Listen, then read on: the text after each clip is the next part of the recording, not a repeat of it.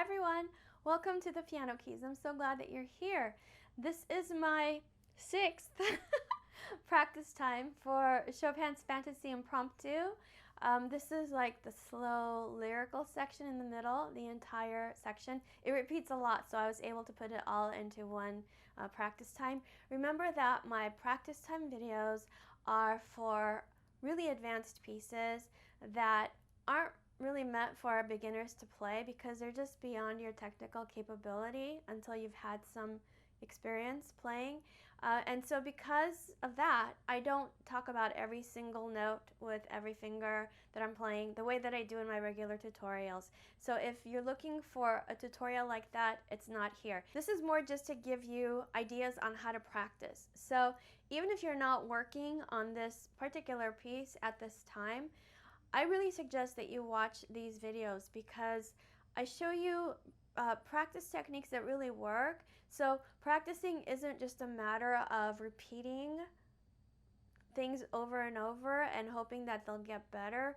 That doesn't usually happen. So a lot of times people will say practice makes perfect, which is like the biggest, I don't want to say lie, but it's a lie. It's not true. If you don't practice well, if you keep practicing something wrong, when will you be perfect? I'd like to know. It won't happen. So practice actually makes permanent. So whatever you're practicing, that's what's going to stay with you. So make sure that you're practicing in a way that actually helps you achieve your goals, not just repeating stuff over and over.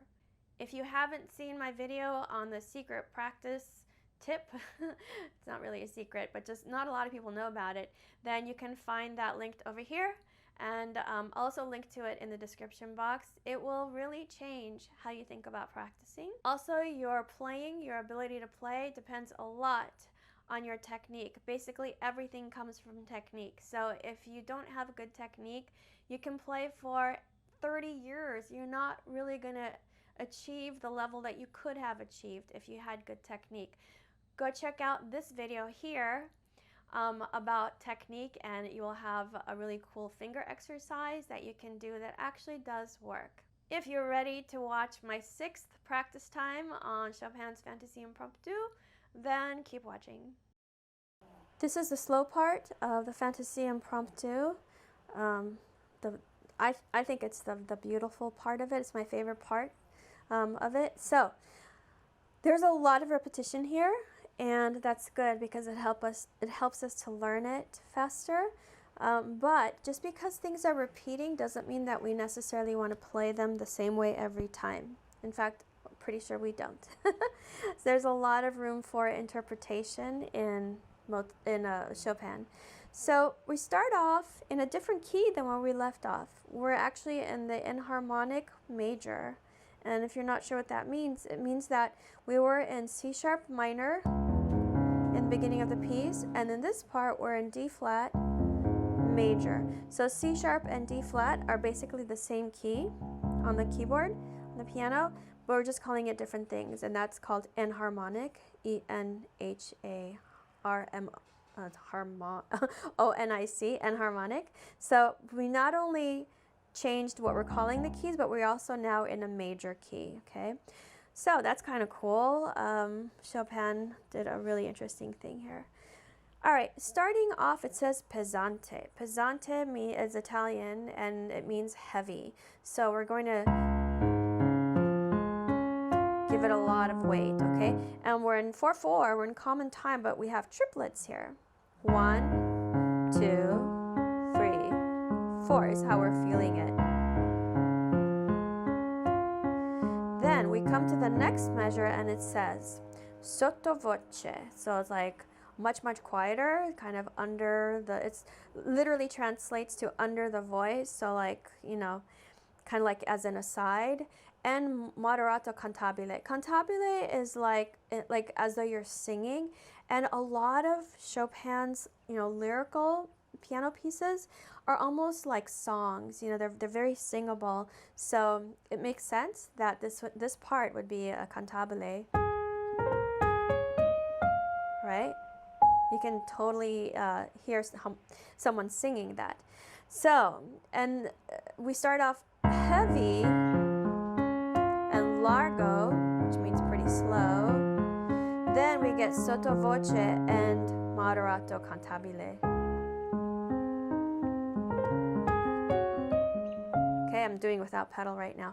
So that's basically where we're headed. Now, I want to do just the left hand by itself.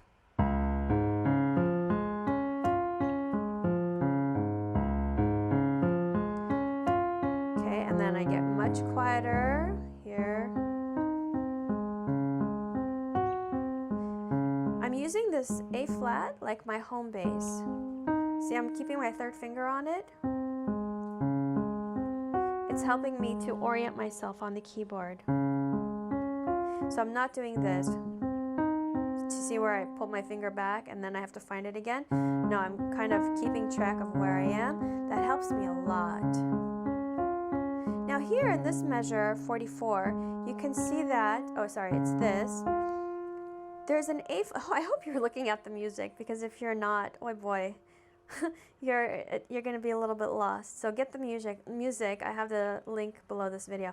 So here we have that note written up in the treble clef in the right hand, but the stem is going down and up. So basically the right hand's going to play that note, that A flat, for the left hand, because it's easier than doing that.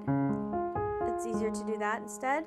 So Chopin is telling you it's part of the left hand accompaniment, but the right hand's going to play it. But there's also like an accent mark on it, which means it's also part of the melody. All right.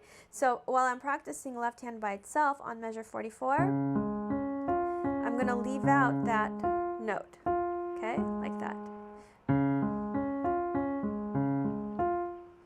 Because the right hand's going to play it. Then I have accents on the first notes of each one of these triplets. My sheet music has fingerings written in, and I don't agree with some of them, so I've changed to my own fingering. And as I've said before in lots of other practice times, if I don't need to follow a particular fingering for physical reasons or mental reasons, then I just let my hand do whatever it needs to do. I've practiced enough in my life that I can trust my hand to play whatever my brain is telling it. So most of the time I don't have to memorize a fingering. Okay? But if you need to memorize a fingering, write it in and just practice it. Measure 46. Now we're changing. So here I use the thumb and then I go over. I practice this a lot in my Become a Piano Superhero technique course because it happens so much in music.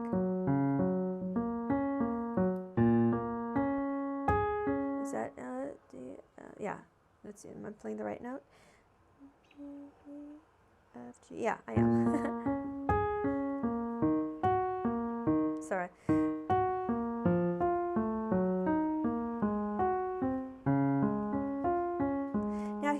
I struggle a little bit between using either fourth finger, just because this is my fingers are quite short, so I might hit that note, the F sharp, as I'm trying to get there.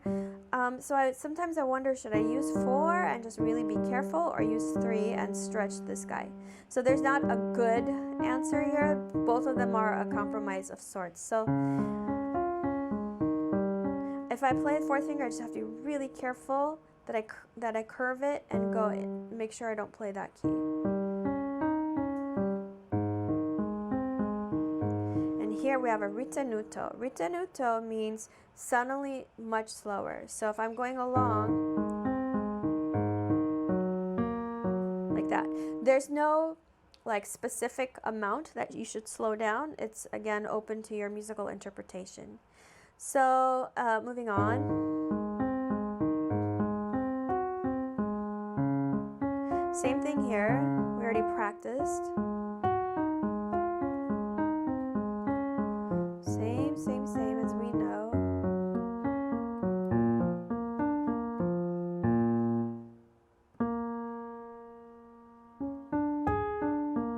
Oh, that's why it sounded wrong back then. I was playing the wrong note. Okay, back on measure 47. Sometimes when I do a lot of talking as I'm playing, I don't pay attention to what I'm playing. So this is measure 55.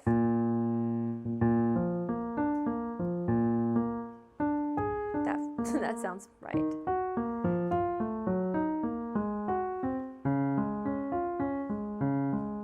This is new.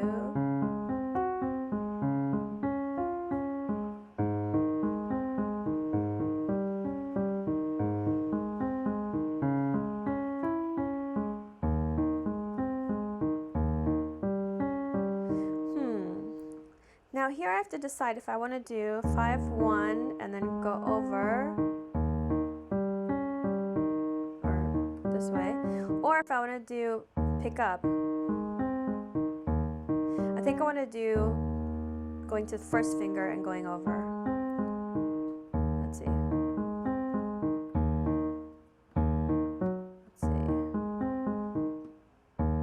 So there's so many different fingering options. You can choose so many of them like that. I'm showing you a bunch of different ones. You can slow down the video and you can watch them. I'll use whatever feels right in the moment, honestly, when I'm playing, so I'm not going to worry too much about it. Now, the reason these are coming so easily for me, I get that question a lot, like how can you play those arpeggios so easily? Because I've practiced them when I'm playing scales and arpeggios. That's why. That's the that is the value of practicing scales and arpeggios, because music is made up of scales, bits of scales, and arpeggios are, just bits of scales leaving out some notes and so on. So if you're practicing scales and arpeggios daily, or often in your piano practice, you're going to be able to play things a lot faster, learn them a lot faster than if you're just practicing pieces. That's a guarantee. So, hate to tell you, but there's work that needs to be done, as well as playing the pieces that you think are beautiful. Okay? So, where am I? I'm going into, okay, here's measure 64. So here we have that thing again where the right hand plays the note. So you see how many repeated times that happened.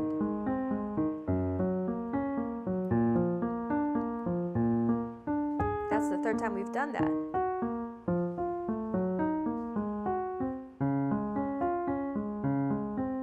Lots of repetitions. Let's go ahead and finish this section.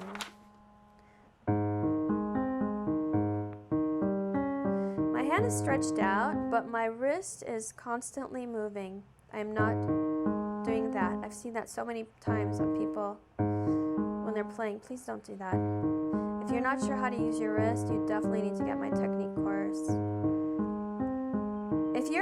If you're in my group, Piano Practice Tips, if you're not, you should ask to join. But if you're in it, go read what people are saying about the technique course. Like, it's performing miracles for people.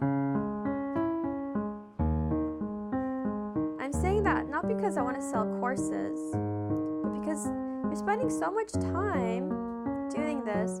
Don't you want to get the most out of it? Don't you want to have the most fun you can have? And it gets more fun the better you get. Here's the 4th time doing that thing. So, I made those courses to help you, and I put hundreds of hours into it. That's why I have to charge you for them, but I charge very little. So, go check them out. Here's another ritenuto. Alright, so you can see that it's a bunch of, arpeggios, and it keeps repeating a lot. And the right hand is the one that's going to add some variety to the repetitions. So, going in at measure 43, here's a trill, and it's basically just one of those flutter like that.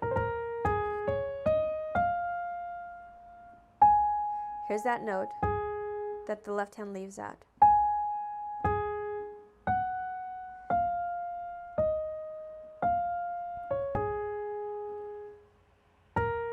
Here's another trill.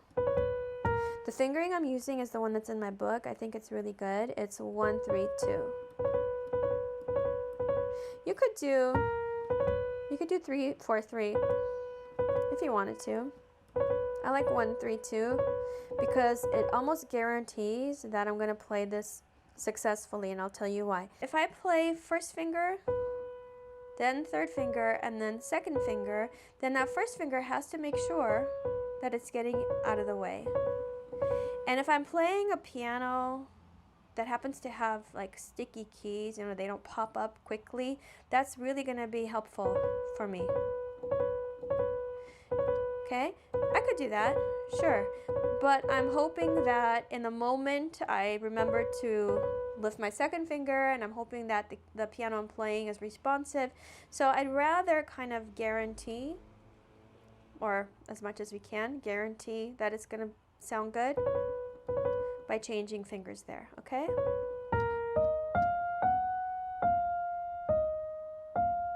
Now we have these beautiful little notes that are written as 30-second notes. Does that mean that we need to count them out? No, not at all. It's just an ornament. You can do it several different ways. You could do play the first note longer than the others. You could play it this way. You could do very open to interpretation, and you probably don't want to play it the same way every time either. You just really want to be kind of living the music every time you perform it. You don't want to go on automatic pilot when you're performing and just do what you've always done. Okay? Now here, I'm going to change fingers. Do you see that? Third finger to fourth finger. Why? Same reason as what we did, you know, on that trill. Because I'm playing the same note, repeating it pretty quickly. So I just kind of move over and make sure that my finger is completely off and the next one's taking over. Okay? Then we have a ritenuto, which really doesn't mean a whole lot here because we're just playing by holding a note. Next, repeating the melody. Here's that thing that the left hand leaves out that the right hand's going to play. And then,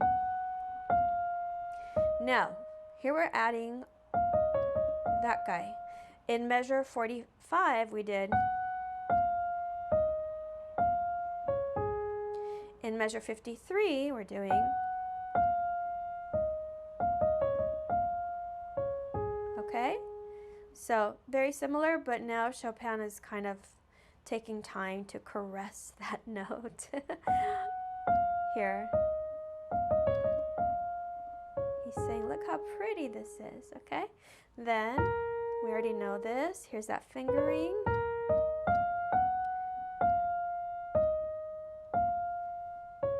Here, slightly different from what we did before. So in measure 49, we did. In measure 57, we're doing. Actually, I like this fingering better. So I could do two fingerings here. I could do that and reach across, or I could do that. I don't mind reaching across. I don't mind that at all. But I think I have more control with the thumb here. Just for my hand shape and my hand size. For you, it might be different, okay? And here I'm going to change finger again. Sforzando. What does sforzando mean? I have a sforzando on this note. Basically, you play that guy louder than the ones around it with force. But don't do anything with force on the piano. Just think about bringing it out. Now here's that septuplet that freaks people out. Basically, you're supposed to play the equivalent of 7 eighth notes in the space of 2 beats of music. Well, we know that that's too many, right? Quote, too many. And then on top of that, we have the last 2 notes are not even eighth notes. You know, the next to the last note is a dotted eighth note, and the last note is a 16th note. Okay, so what do we mean by this? I don't think that Chopin wanted us to take out a calculator and figure out exactly how long each of these notes are going to be and how they're going to fit with the left hand, right? Especially because also the left hand is playing triplet eighth notes. So like, what do you know, don't throw your hands up and say, all right, I'll never be able to figure this out. I don't think you're supposed to be figuring it out. I think that he wanted to notate this beautiful passage just kind of spilling downward and then going there. And putting it together with the left hand, it's not metronomic, so there's no point even trying to like, does it go like that, or probably, but you don't want to play it like that. You don't want to play it like that. That's not even pretty. You want to take time and push and, you know.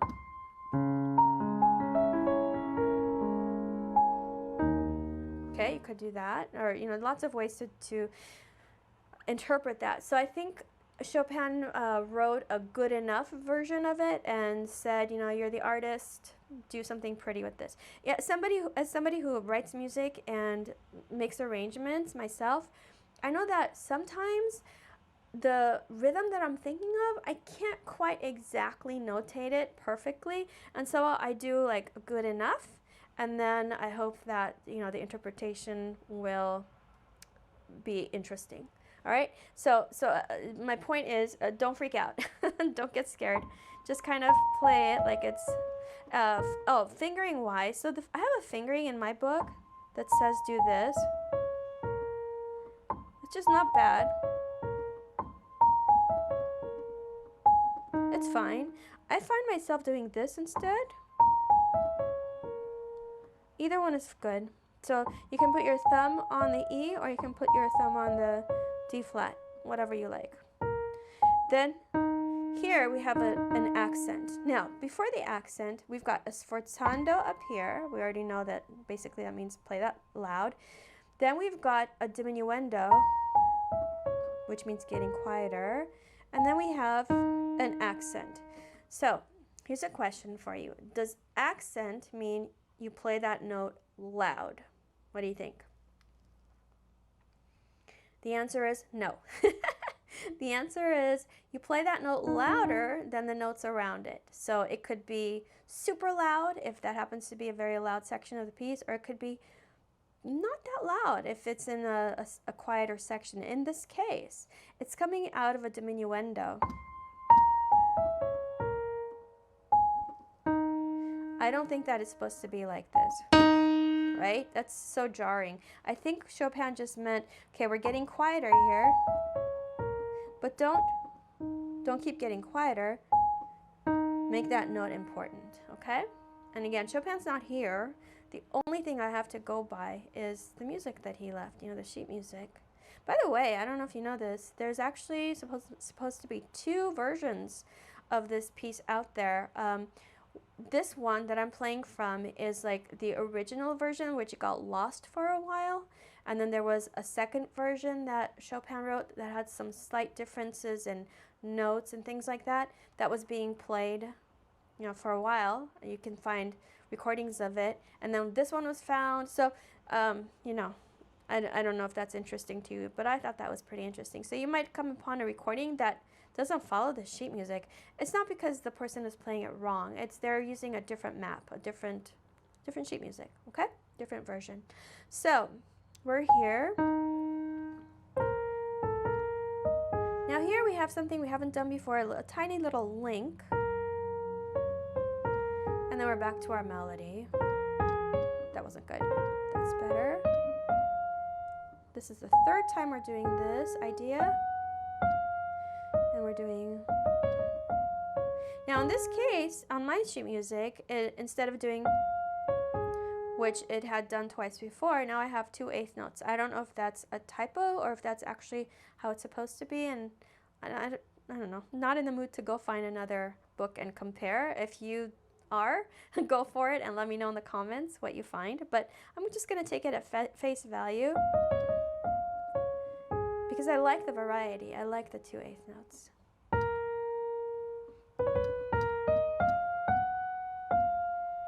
And if you play beautifully, no one's going to come to you and say, you play 2 eighth notes. It's supposed to be a dotted eighth and a 16th. If they do, feel free to ignore them. Here it is again.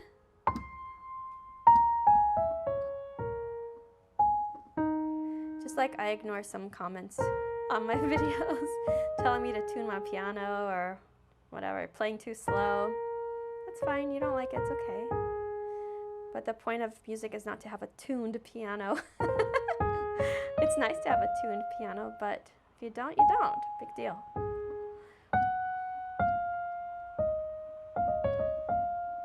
Here too, we have 2/8 notes, so I'm thinking that was not a typo. So 4th time through, Chopin really loves this melody. So do I. All right, that's the right hand. So you see it's very repetitive, and you can take it apart and practice it some more. I'm going to go ahead and put the hands together, and I'll add some pedal. I'll mostly play it like I'm performing, but I'll definitely stop and talk to you about it. So, and then at the end I'll do like kind of more of a performance-y thing, so you can see one option. Okay, so we're starting pesante, heavy, and largo. I'm not changing pedal here. Now, we're just going to go a little bit faster and sottovoce, a lot quieter.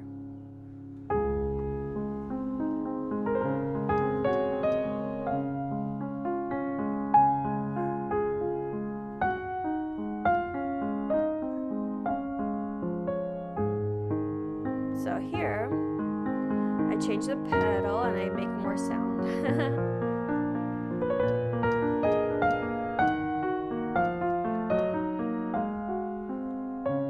Here I can definitely do I can definitely do it different ways. So I can do here's an option.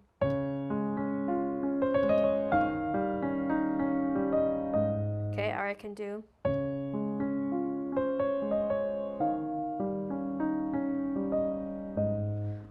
lots of different ways that you can isolate it.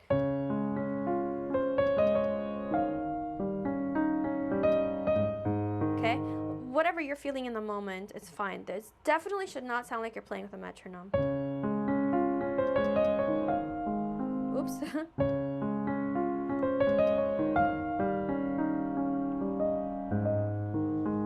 That's another thing that happens a lot with Chopin, is when notes are supposed to be played together, often you'll find pianists doing a little hesitation in the right hand. They'll play instead of this, they'll do something like that. See how the left hand played first? You don't want to overdo that. Like, you don't want every single, I've heard pianists do that. They'll be like every time is annoying. It's almost like you're not even thinking anymore. You're just like, that's how you play. But once in a while, it can be very like beautiful.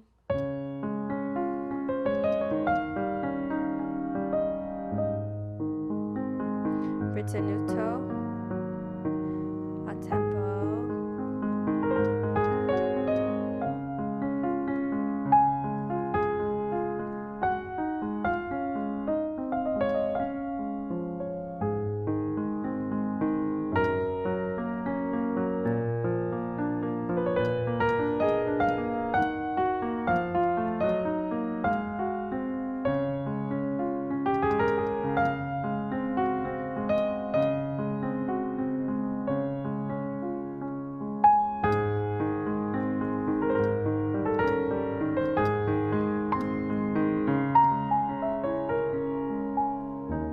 I'm not sure I love that the way I just did it right now. Let's see. Get this out of the way.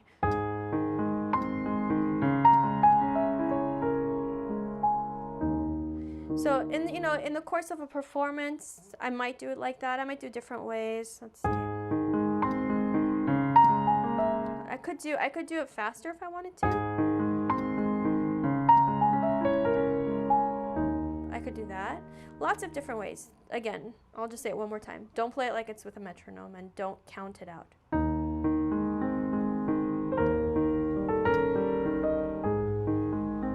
Now back off.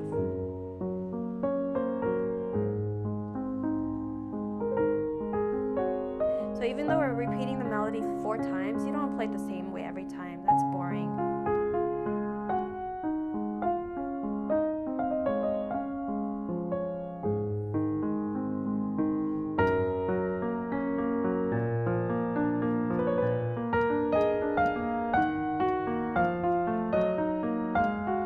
surprised listener too sometimes. I'm trying to talk and play and turn the page.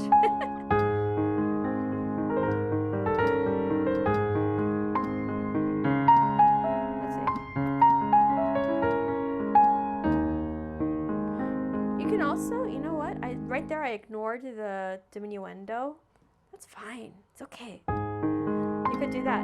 Why not? It's the last time we're doing it. Maybe we want to do something different.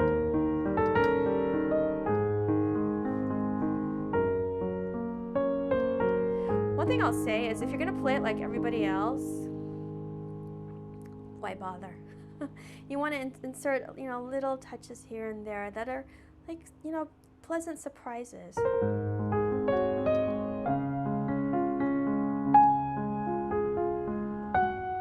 Do you notice here that the right hand and left hand are playing the same thing? So that's why you see the left hand has, very, very loud on my street today. That's why the left hand has those accent marks. Oops, that one was not a dotted. Hold on.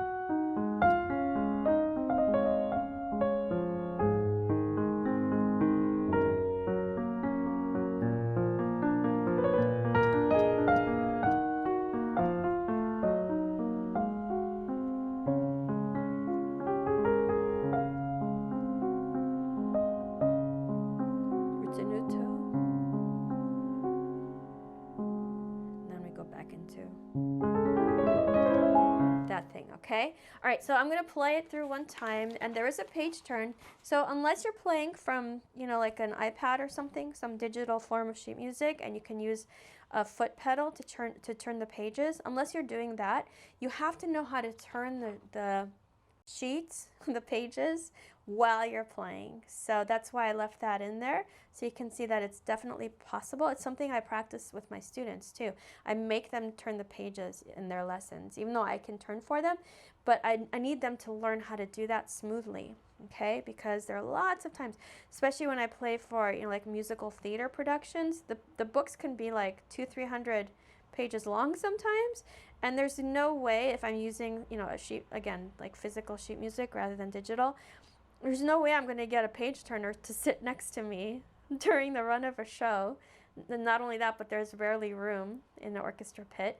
So you have to know how to flip pages. And if you have a page turner, that's great, but most of the time we don't. And sometimes we have ones that are not very good. So anyway, that's why I'm leaving that page turn in there, so you can see that when to do it. Okay. I'm going to play it through one time, and keeping in mind that, I'm not on like a beautiful grand piano in a stage somewhere. I'm just kind of going to play it. It won't be my best performance probably. I'm not saying that to apologize, but just to put into context that I'm just kind of showing one option of what you can do.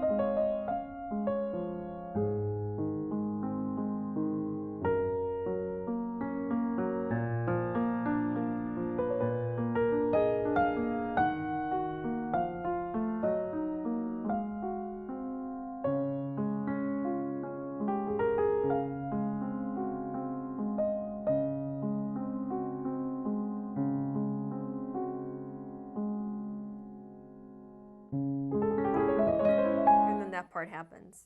Okay, so that's just one interpretation. Are there things about that that I would have changed if I were to do it again? Yes, definitely. It's not my perfect performance, but then again, really, there's probably never going to be a performance that I think is perfect. There will be ones that I think are really, really great, and ones where I wish I had done lots of things differently. But, you know, that's music. It's alive in the moment. It's not like a statue that you put in the corner and it's the same every time you look at it. And that's what I think makes music a really special art, is that it's created kind of in thin air and it only exists while you're doing it, and then it's gone. Kind of cool.